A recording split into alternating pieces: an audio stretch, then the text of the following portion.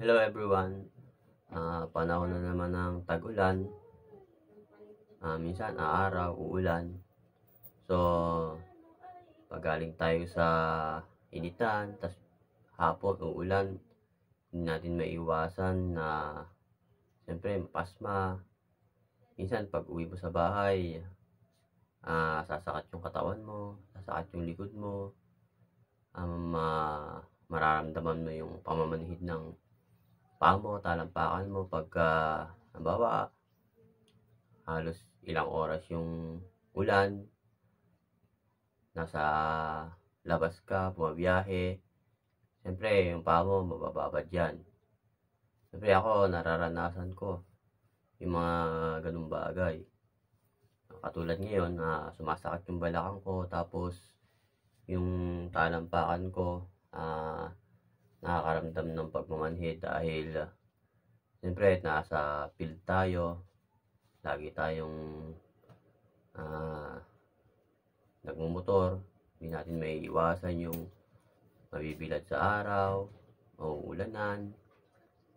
Kaya naman yung asawa ko, binilhan niya ako ng Kinoki. Bali, foot patch po siya, Kinoki. Ang nakalagay dito, cleanse and energize your body. Bali, contains 10 pads po siya. Isang kahon. So, nakalagay dito, dispel toxin and maintain beauty. Yun, yung mga toxin daw, naalis sa katawan, tapos nami-maintain yung beauty. May pag-asa pa kaya to. Relax muscles and tendons and eliminate internal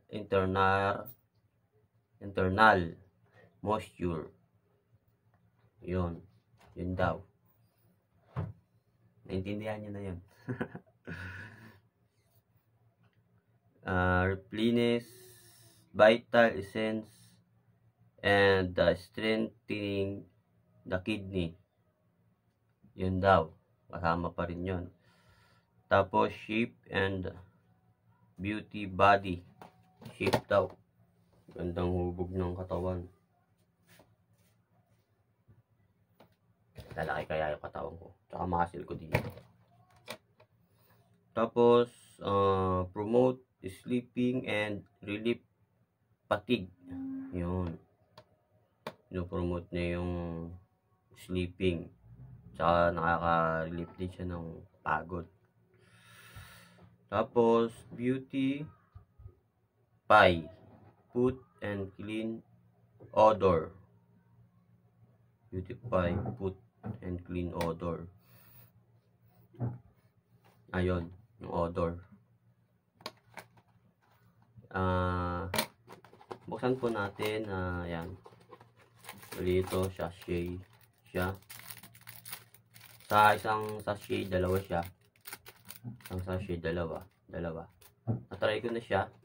Actually, ginamit ko na siya kanina. Tapos meron siyang ito, pinaka-bandage. Yan. Pinaka-bandage niya. Tapos, ito, bubuksan mo siya, ika-cut mo. Tapos, may nakalagay naman dito na pinaka-direction. Please put adhesive sheet on this side. Yan, ibig sabihin yung pandikit, dito mo siya ilalagay.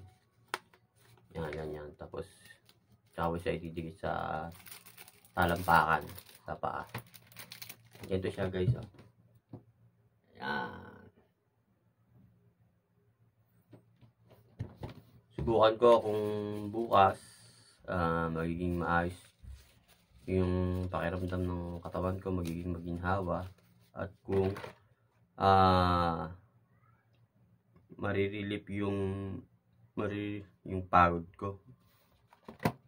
Siyempre medyo napagod tayo kahapon dahil nagkaroon tayo ng activity, yung 100 plates of love. programa po yan ni Boss Holy Rosary Multipurpose Cooperative, na kung saan po ay